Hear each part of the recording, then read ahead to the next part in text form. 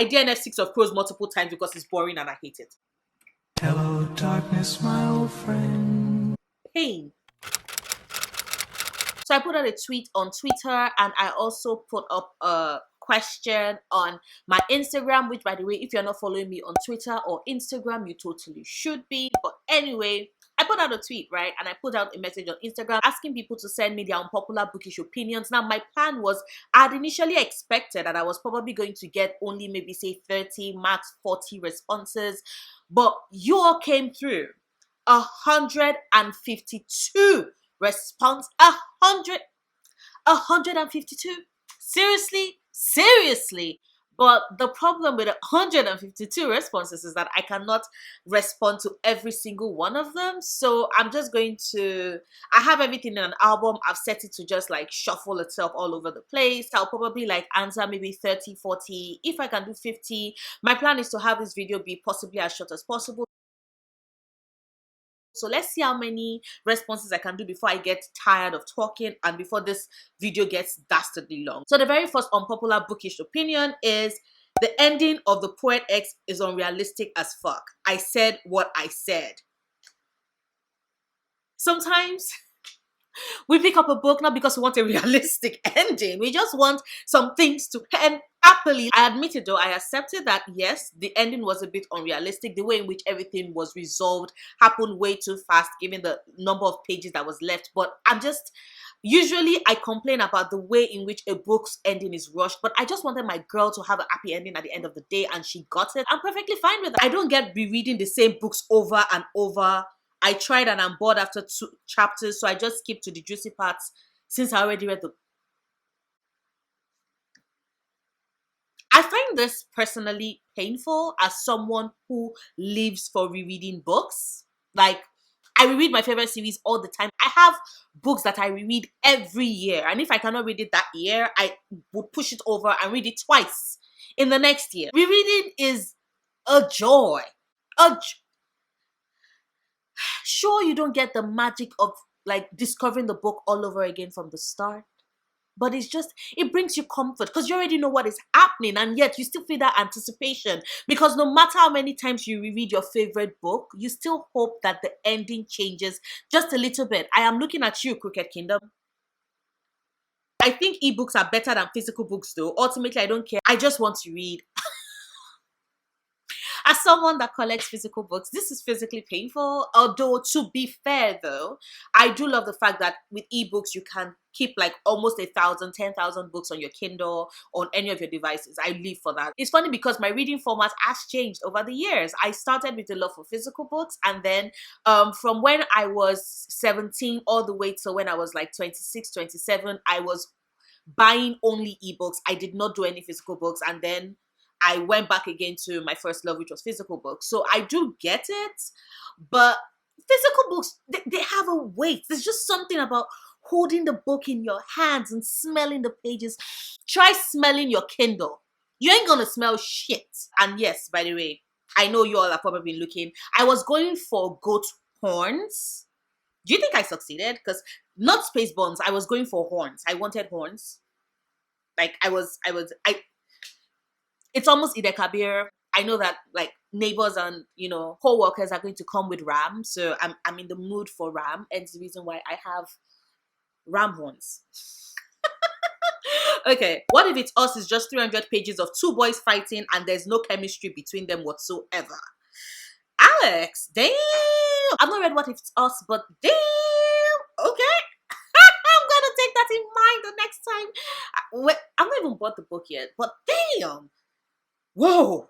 No chemistry, damn. Marissa Mayer's books are so boring and bland, with the exception of the Renegades trilogy, but the Lunar Chronicles are heartless, bland writing, bland plots, bland execution. That is what they call the death knell of bland. That is bland raised to power 3, 4, raised to power multiples. That is an intense level of damn.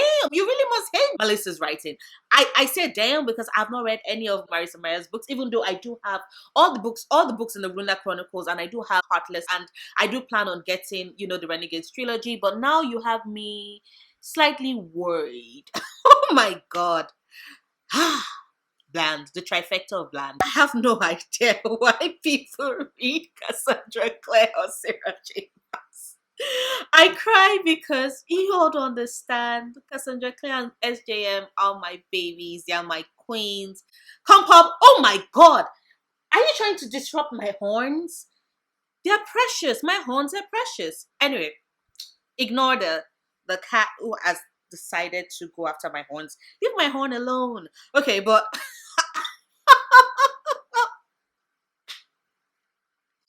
I love Sarah J Maas and I love Cassandra Clare, and Bianca just came for both. I understand though, because sometimes Sarah J Maas's writing can seem repetitive, especially with regards to characters and the tropes. And Cassandra Clare has been writing a lot of books in the Shadowhunter universe, but I connect deeply with those characters. I connect deeply with both their worlds. So I guess it's a case of you might like them, you might not like them, but we all like different things and we all want different things from books and we all see different things in books. And personally, I love Cassandra Clare. I love Sarah J Maas. Simon Versus is a terrible book. Damn.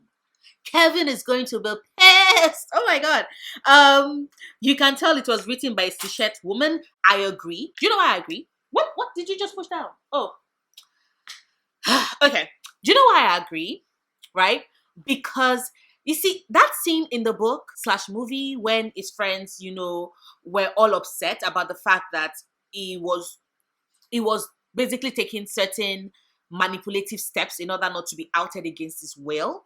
And then when it was that old thing with the bully happened in the cafeteria, see, that's how you know that the woman that wrote Simon Versus is straight as fuck, because any gay queer person will tell you that is the point when Simon is like, Fuck this shit, I'm out. fuck this, I need new friends, preferably those who are queer, because I agree what he did was a horrible thing, but the fact that his friends never really did understand the fear of being outed when you're not ready, especially when you're being blackmailed as a queer gay person, I was just like, Simon needed new friends. So I agree with that. Show not tell is rubbish advice. Try show and tell instead.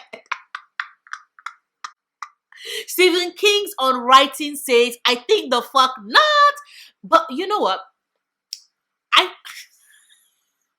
I think sometimes it's important for you to create an immersive experience. And for you to do that, you have to be able to show what these characters are feeling as opposed to telling us. I will give you an example. For example, the reason why the first books in the Throne of Glass series was not my favorite, and why a lot of people have a problem with the Throne of Glass series, especially the character of Selena Sadothian, is the fact that we keep being told that Selena is a badass assassin. We just are never shown that she's a badass assassin. If you've ever read a book where a writer was telling you what the character was feeling, it's very, very troublesome today.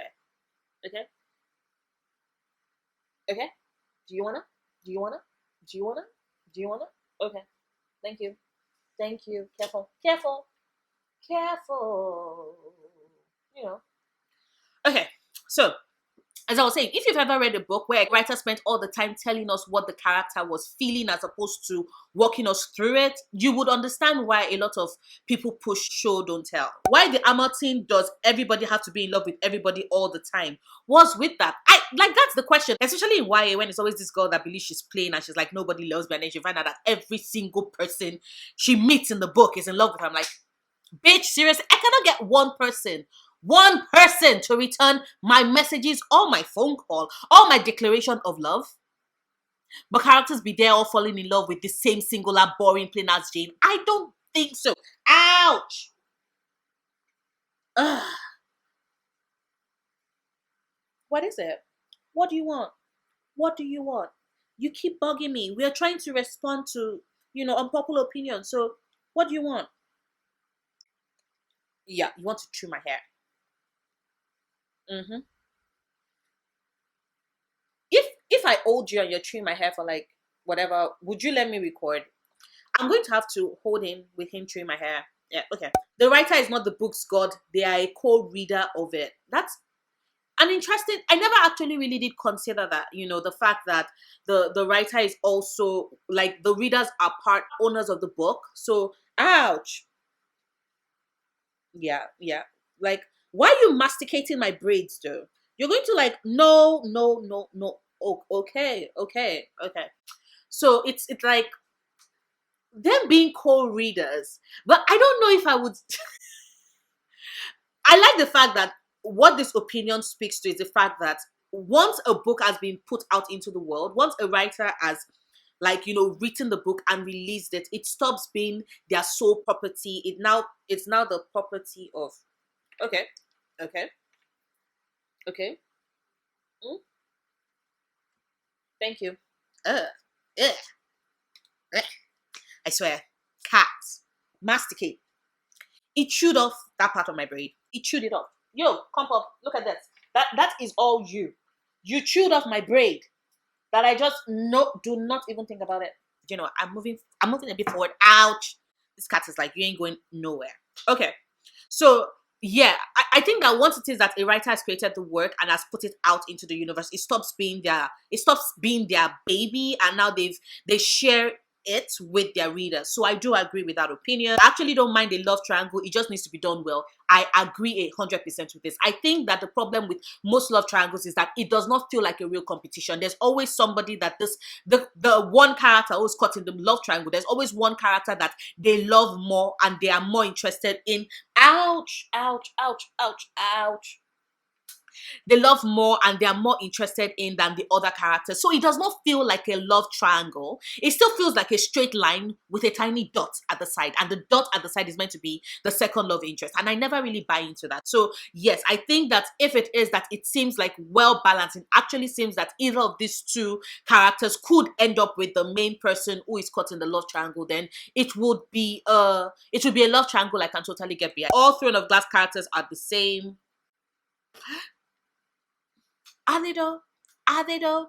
Like, I can see the similarities between Manon and Aileen, although I do see the differences. But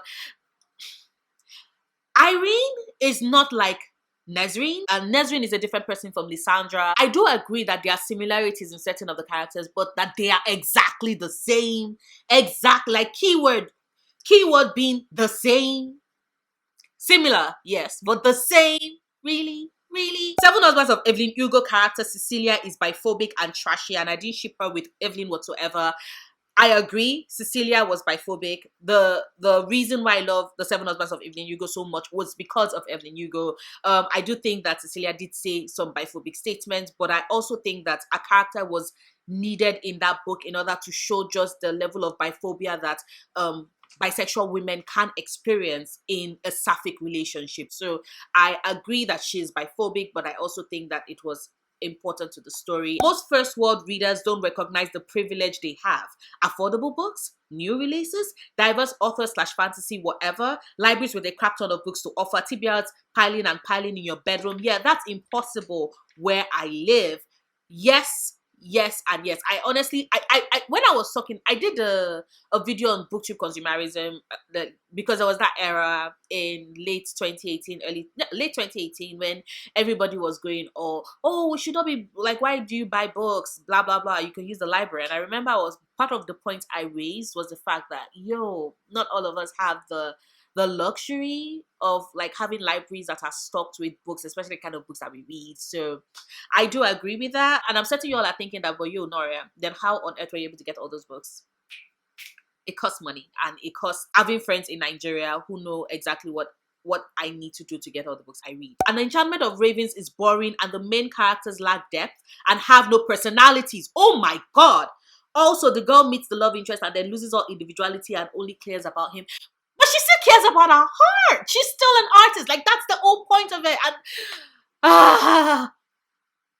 I feel this is painful because I love An Enchantment of Ravens. I've not read Sorcery of Thorns, but An Enchantment of Ravens was, I've read that and I love that. I enjoyed it and I'm just so heartbroken. It was just, I love the interpretation of Fae and the reason why they always try and seduce humans over to their side is because they do not have the abilities and they cannot craft. Like, I love that spin on that story that Margaret Rogerson gave us, but damn, like, you're breaking my heart here. Wilder Girls is one of the most boring books I've ever read. The only good thing about it was the body horror and the ending, which was genuinely amazing. I still think that what you just said, though, has convinced me, because I have Wilder Girls. I've had it since, where is it? Where is my Wilder Girls? A few moments later. Oh, I don't have Wilder Girls. I thought I did. Oh my god, I don't have it? Okay, now you've convinced me to pick it up. And because, like, I don't mind body horror, right? And the fact that it was boring, but the ending made it up for you. I think that sometimes when the book has such a slow, boring start, but ends on such a strong note, it can possibly be redeemed for me. Shakespeare is overrated and enemies to lovers is a dumb trope. How could you? How could you? Okay.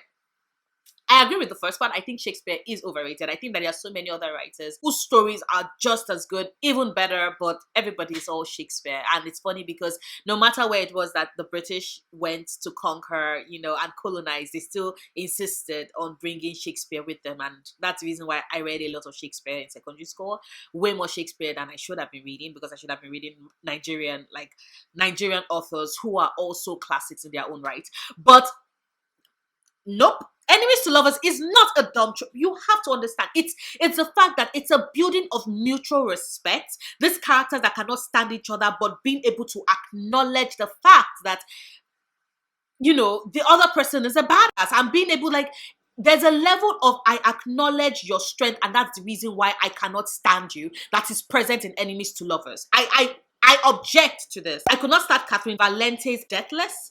The main relationship seemed a hell of a lot like child grooming and was full of power play that was supposed to be kinky but wasn't. And now I can't read the author's name without feeling sick. Okay, I've not read Deathless, but I hate child grooming. I cannot stand it. So I like, what the fuck? But I also hate it when a book promises kinky but does not deliver on kinky, and I'm like, the fuck, you lured me in with the kinky. What the fuck is wrong with you? Where's the kinky? So I feel you on that. Books about people who shouldn't have gotten married and hate their kids are tired. I 100% agree. The fact that romance is seen as a critical path of coming of age in young adult fiction marginalized so many people, and I hate it.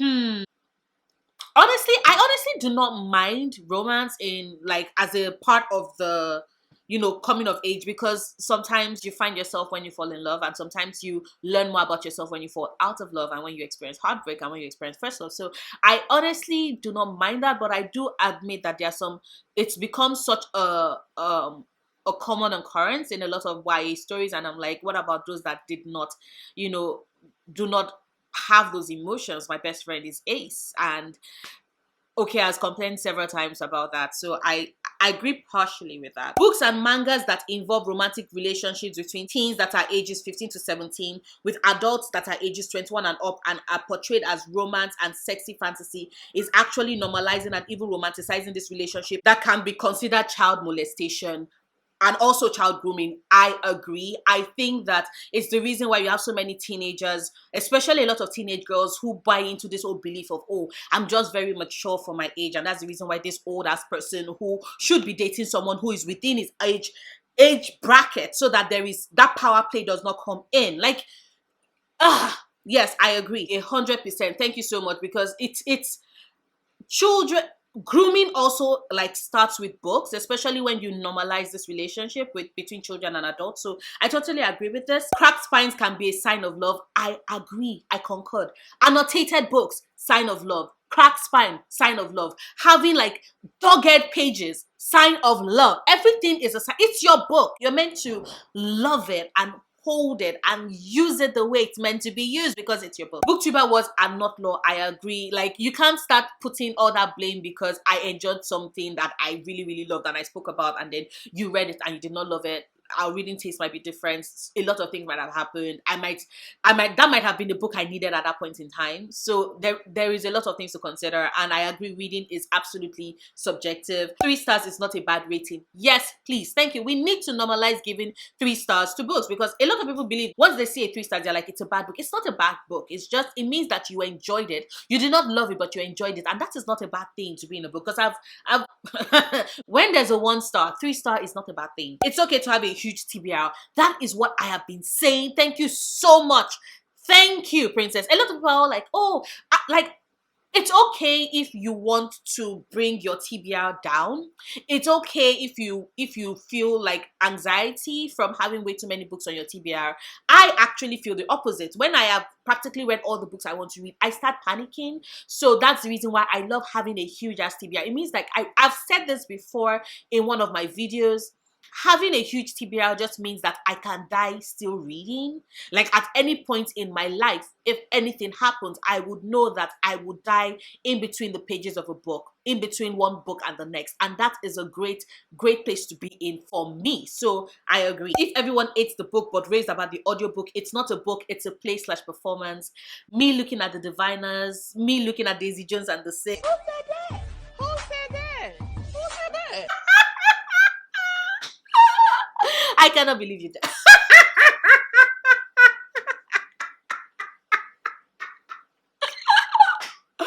I agree. I agree. I honestly think that if a book is not engaging and gripping in both physical form and audiobook, and if the only reason why you love the book was because, oh, it's great on audio, then yeah, it's technically a play/performance. I think movie covers can actually be pretty nice if done well. I agree somewhat. The problem with movie cover books, for example, for me, is that I stop imagining the character the way I have them in my head, and now every time I read the book, I picture the character as the person that was casted for the role. And what if it is that the person that was casted for the role is not suited for the person that should be playing that character? So I do agree. Jane Eyre is a shit-ass book that shows Charlotte had a proper nasty side to her. Jane Eyre fans are dying. Children should not be allowed to read the 18th to 20th century books. They are depressing and severely damaging to autistic kids. Now I'm trying to think, have I read any 18th to early 20th century books? Have I? I think so, a couple, but yeah, some of them are depressing. And I read a lot of them as a kid. But I'm not on the autistic spectrum. I found them depressing, so yes. Skipping ahead to spoil myself makes my reading experience better. My bestie does this. She was scarred. Okay, was scarred. I can't remember what book it was, but she read a book. She was scarred because of the ending, and now every single time, it's not just books. She does this for TV shows. She does this for movies. Every single time she's starting something, she's going to skip to the end to be sure that the ending was not traumatic. It ended well. There was no stupidity arrived at the end, and then she now goes back to the beginning to actually read the book. So I don't do it because I hate spoilers, but I know someone who is near and dear to my heart who does this. Black joy is just as entertaining as black pain in books. We don't have to suffer so others can learn a lesson. Preach, preach, say it loud for those in the back. This is succinctly said and put. Thank you. I ate those TBR cards that are all the rage. I'm planning on getting one. I actually want to get one. Daisy Jones and the Six was overhyped. Trash. Same with Night Circus. Oh my god, I've not yet read Night Circus. I just started reading The Starless Sea, but so many Night Circus fans are probably like, oh my god, Zoe, give me your address. I'm certain people want to see you. The writing style in The Astonishing Color of After is absolutely refined trash, and includes the most pretentious art students trying to deep dialogue. Damn, I've not read this book yet, but damn, oh my god. You all legit are like, you're not holding back. No such thing as being objective. Every single thing we use to measure a book is something that we've been taught, and what we're taught influences our own personal taste. Even what's considered good grammar is a matter of personal taste in most cases. I agree. I do think that in itself, reading is a subjective experience. And every time we come to a book, it's like we bring in all the garbage of all the ways in which we've interacted with books and how we've been taught to interact with books and what we've been taught to look for in books or what we've been taught to consider good writing and good books. And I think that it does make an attempt at being objective become a very flawed experience. So I agree with this. I DNF Six of Crows multiple times because it's boring and I hate it. Hello darkness, my old friend. Pain.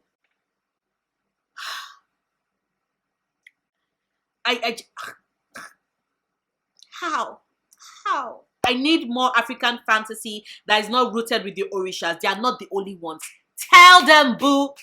Tell them. Like, oh my God. You can tell. You can tell. Please tell. Thank you. Mortal anything, the instrument, the bones, the runes, the sister loving dude gives me the EBGBs. I had to unhaul all of it. You did this on purpose because you know I love that universe. Like, not the mortal instruments, but you know I love the dark artifices. See, this is what happens when your friends, like,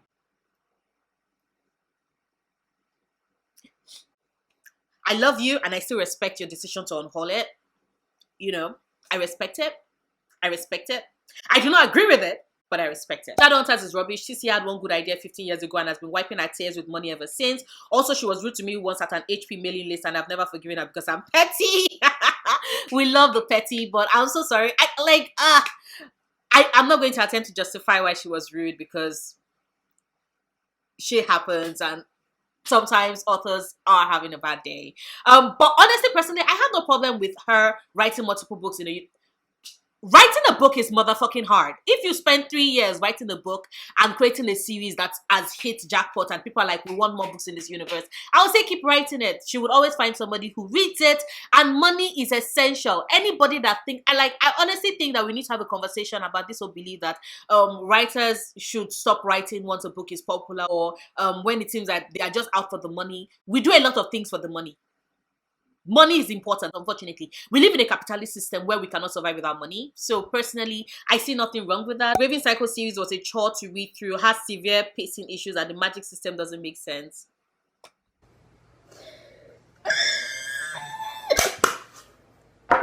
Everything's fine. Writing in non-fiction books is okay. Writing in fiction books is not. Specifically fiction read for non-academic purposes. Same with dog earing and folding the cover back while reading / breaking the spine. Yes, it's hypothetical. No, I'm not going to change my mind. I believe writing in all books, whether it's fiction or non-fiction, is okay.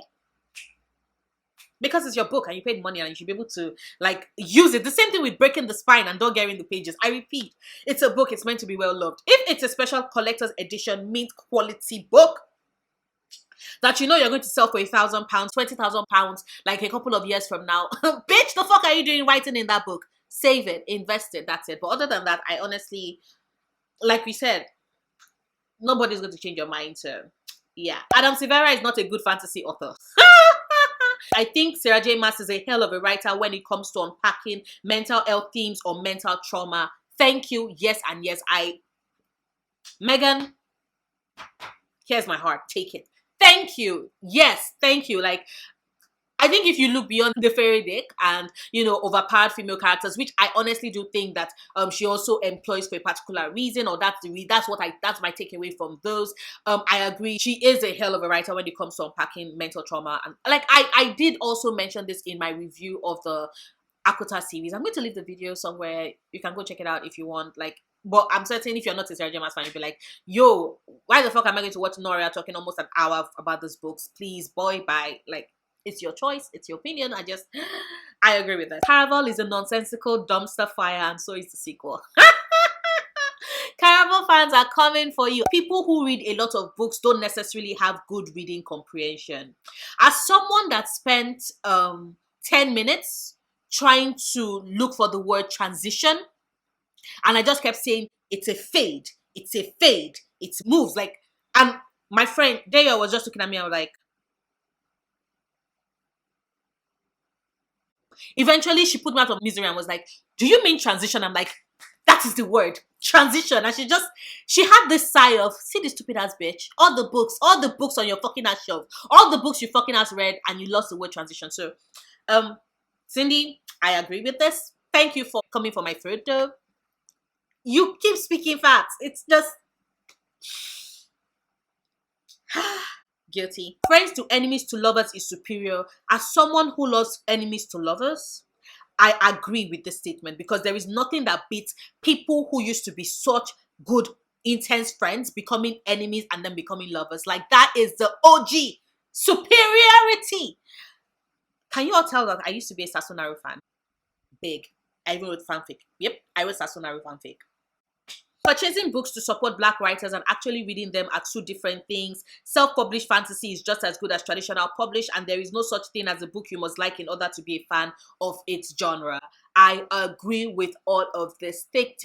And I honestly don't think there's anything needed to be said because this actually it captures it. It captures it. I think that, you know, purchasing books written by Black writers but not reading them it's just being performative. You're not actually supporting their work. And I do think that a book being self-published does not make it less quality to a self-published book. I think that in itself, it can be told, well, apparently Rage of Dragons is self-published and I had no idea. And I'm certain Eva Winters, if anything, is a perfect example for this. So I've not read the book yet, but I've heard things and I cannot wait to read the book. So yes, there is that. I also do agree that there's no such thing as, oh, if you like this book, then you must like this genre. Or if you like this genre, then you must like this book. It's not. There are some fantasy books I cannot stand even though I love fantasy. And there are some horror books I loved even though I'm not necessarily a big fan of horror. So yes, I agree with that. I don't like Throne of Glass or A Darker Shade of Magic. As someone who loves Throne of Glass and has only read the first book in The Darker Shade of Magic, all I would say is that I know someone, AD, I know someone who'll be really pissed that you do not like Adsum. Like, they will be really, really pissed. Hunger Games, Divergent, and Red Queen are the unholy trinity of mediocre YA fantasy. Hunger Games? Oh my god. Holy shit. The Hunger Game fans are coming for you. Run.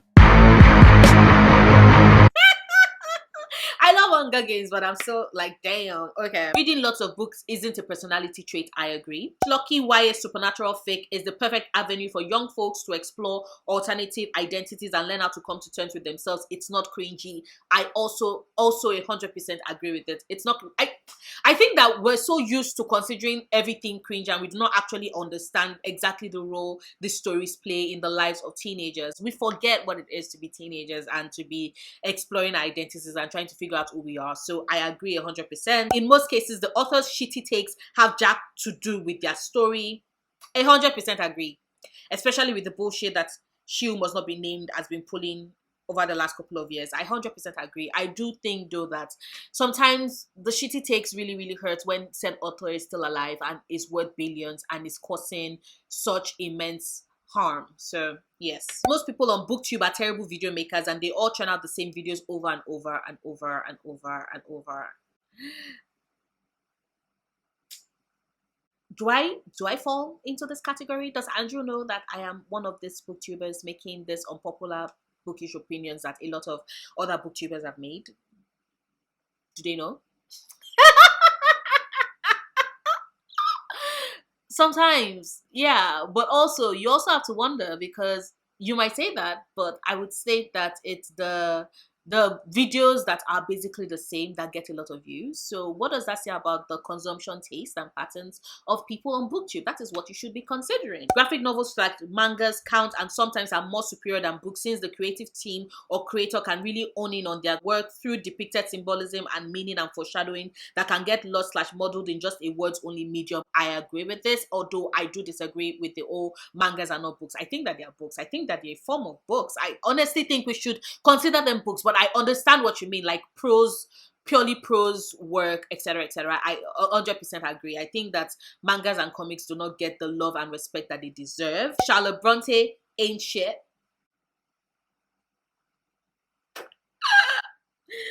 I've died. Okay. It always boggled my mind why Akota is so famous, but the works of Anne Elizabeth Stengel, Clabby Dunkel, and Noriko Ogiwara are not. I've never heard of these authors, but thank you for bringing them to my attention. I'm definitely going to go check them out and see if I would enjoy them. Romance novels aren't underrated. They are mostly paint by number plots, and if you read one, you don't really need to read more. Mainly the standalones. I object to this. I don't think that they aren't underrated, and I don't think that they are mostly paint by numbers plots. I think the question you should ask is, what romance books have you been reading? Because that is a huge genre of books. That is a huge genre of books. And until you've actually dipped your toe in and actually explored the variety that Romancelandia has to offer, being able to say that they're just paint by numbers is a generalization. Unless you want to tell me that you read like 10,000 romance books and you can categorically say beating with your chest, because romance books have dealt with trauma, they've dealt with healing, they've dealt with exploring alternate identities. I think just being able to wipe them off and say that, oh, they're all the same, nah, I would not agree with that. Nevernight is the result of a horny man child who never grew out of his adolescent phase and thinks they are gifting the greatest gift to the world, wanking himself off whilst writing. Damn. I love Nevernight, but damn, there are some books that I don't love and even have some elements that piss me off, and they are still better than Harry Potter. Damn. We talk about the transphobia a lot, which is good, but not enough about how the books aren't as good as some of you all think. I think what people connect with the books is regards the nostalgia of reading it at a time when, you know, that was maybe the first book you read, and that was the first time you were experiencing magic, and you sought to be, you felt misunderstood, and you connected with this character who has been misunderstood all their life and who has been treated as different all their life, only to realize that they are not alone and that there's a whole community of other people that are just as different who would accept him, and there he will thrive. And I understand the irony of she who must not be named creating a world like that and then going on to spew a bullshit. Just because a book is the first to do something doesn't mean it's a good book. I agree. Like, this is not just a book, this is also the same thing with movies. Just because something is very experimental and, you know, was able to do something that's never been done does not, you can praise the fact that, oh, it dared to do that without necessarily having to insist that it's the best or a good book, a good movie, etc., etc. So I agree with that. Stephen King books are more silly than scary, and the Illuminate Files is cringy as fuck. I showed this opinion to my friend Dayo, who is a huge Stephen King fan, and she said I should tell you that fine. There's no accounting for taste. Like, that is her words, not mine. Her words, not mine. And I love the Illuminate Files, so I'm just like, I'm heartbroken. The Folk of the Air trilogy is overhyped and the Wicked King was the worst of the three. You all are just coming for my face because you know I love the Folk of the Air trilogy, and oh my God, Wicked King is my favorite of the books. It built up on the setup that we established in The Cruel Prince, and it was not as rushed as what we got in Queen of Nothing, even though I still loved Queen of Nothing. Like, I'm just heartbroken because, I repeat, the Wicked King is my favorite book in the trilogy. This is sad. It's possible to write a story about two single people without having a romance. I 100% agree with this. You don't need to own a physical copy of every book you've ever read. I agree with this as well. I would rather own a physical copy of every book I have ever read that I absolutely loved. Yes, but also I buy a lot of my books in physical copies, so I already have them. But if I discover a series, for example, I still plan on getting all the Reluctant Royal series in paperback because I love that series so much and I need to be able to reread it over and over and over again. So yes. Own voices novels are allowed to be mediocre and employ overused tropes. Why must they constantly outdo white counterparts? Tired of the same. It's just a typical insert genre / trope book with insert diverse rep. Like, yeah, that's the point. We want the representation. Preach. I could not have said it better myself. I agree. This whole thing of having extremely high expectations for books written by authors of color compared to white counterparts, and you like people expecting like better from them, when I'm like, yo, we want the trope, we want the cringe. What we also want is the representation, and that's what we're getting with this book. So just stay the fuck away, and don't get me started on the it is this book but with diverse characters. No, it's its own fucking book. Me at every single person that was comparing Gilded Wolves to Six of Crows, when each of those books stand on their own merit, and I love both books. So I'm just like, let's stop doing this. Lord of the Rings is not the best fantasy series ever. I am choking because, oh my God, Lord of the Rings fans are coming for you. I have still not read the books. I intend to get to them hopefully sometime soon. But goddamn, sprayed edges look tacky. To you. It is disrespectful. To you. Call Me by Your Name is trash. 100% agree. That book is trash. That movie is trash. I cannot believe they're legitimately going to attempt to do a second movie, but like, whatever, trash. A plot twist that wasn't foreshadowed at all is generally a bad plot twist. I agree. I hate it when writers are like, ha ha ha ha, you did not see this coming. I'm like, no, that's because you did not put any form of setup in your book prior to that point. You're just trying to get cheap points by pretending like it's a plot twist. When you've read a plot twist, you should be able to go back to a book and be like, oh, these were all the parts leading to this plot twist. What a great foreshadowing. The only thing adbacks have over paperback is display value. I agree, because I have my hardbacks. I love my hardbacks. So the fuck what? So what? A recent study suggests reading SJM books, that's Sarah J Maas books, for those that don't know, reduced brain cells by 50% with each book, which, I mean, then I guess you're not watching my video, because according to you, I should have no brain cells left, because I have read 1, 2, 3, 4, 5, 6, 7, 8, 9, 10, 11, 12, 13. 13 Sarah J Maas books. And if my brain cells reduced by 50% from what book? Oh my god, I swear, sometimes I just find it very entertaining the way people just hate on Sarah J Maas, and I'm just over here like, I still love her though. Thank you. Okay, and I think I'm just going to end with, you're allowed to read any book you want and form your own opinions on it, good or bad.